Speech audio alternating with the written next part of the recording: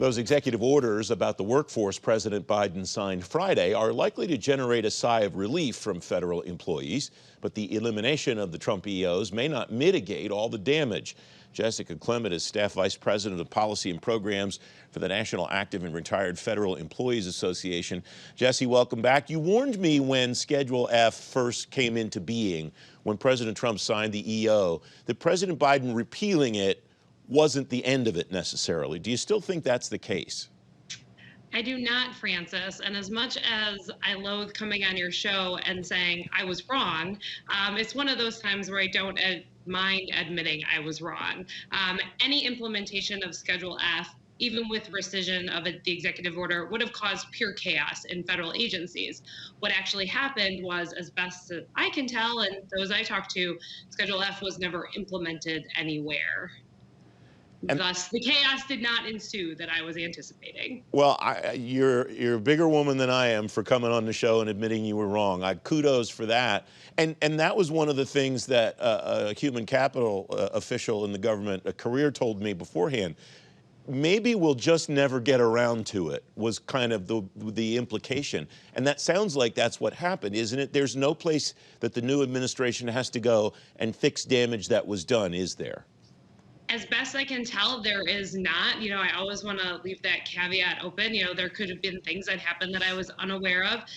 As far as we know, one agency, maybe a second one, had their Schedule F lists certified by OPM, but no action was taken to convert employees or create the Schedule F category. So, best case scenario was that myself and a lot of the other federal employee groups spent many months towards the end of last year spinning our wheels trying to prevent this from happening.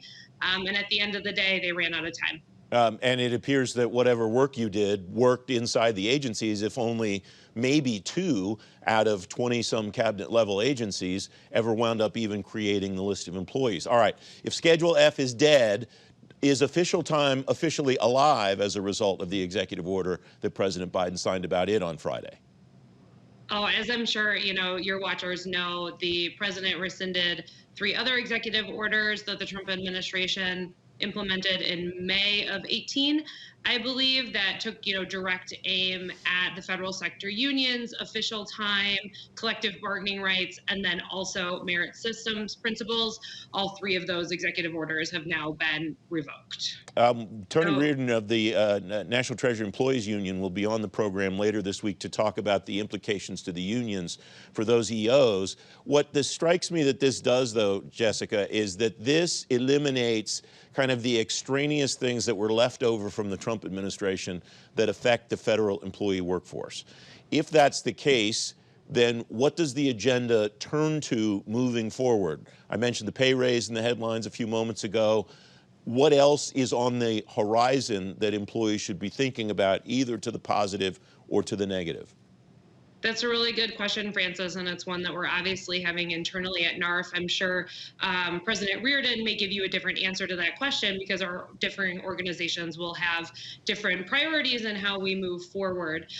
For us, we're looking towards the pay raise. Legislation has already been introduced in the House to provide a 3.2% pay raise next year for federal employees. We're also looking at full-scale civil service modernization. I think the environment is ripe for that. The general schedule is over 40 years old. It's time we had a serious conversation about attracting top talent to the federal government. I think that's something that could get attention on the Hill and within the administration. Also looking at, longstanding NARFE priorities like equal COLAs, cost of living adjustments for CSRS and FERS retirees. They do not receive the same cost of living adjustment if it's over 2%. And also things like repealing the government pension offset and windfall elimination provision. From your perspective, what does effective civil service modernization look like? Because I agree with you, there seems to be consensus that the system that we have now isn't working as well as it could. And then from there, everything pretty much goes out the window as far as agreement. I don't know, that just seems like an entire hour-long show where we could get all these people on to discuss it. Be careful what you ask for.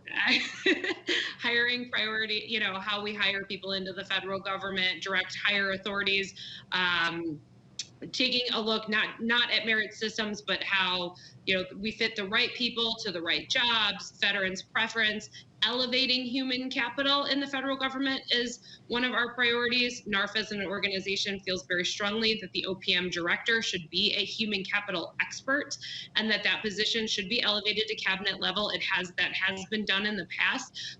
If we are going to have a 21st century workforce, we need to prioritize human capital. And right now, it just isn't in the federal government across the board. When you say the OPM director should be a human capital expert, what does that look like? Does that look like somebody who's been, for example, a Chico at an agency, or does that mean somebody who has experience in the private sector as a human capital expert, executive of some sort, a combination of both?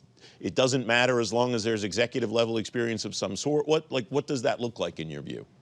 I wouldn't pigeonhole, myself or NARFE as an organization to say this person has to have X, Y, and Z. I would be happy with any of the things you just listed. Someone who knows how to lead an executive at the executive level, human capital, to elevate its importance, to not be shoved aside by other priorities of an administration and say, hey, if you want to do President Biden X, Y, and Z, you need a workforce who can carry that out. Let me help you get that workforce. Let me make government cool again or attract the type of talent we need. We've seen this in pockets at federal agencies, but never full-scale priorities of an administration. Jessica Klement, thanks very much as always. Thanks, Francis.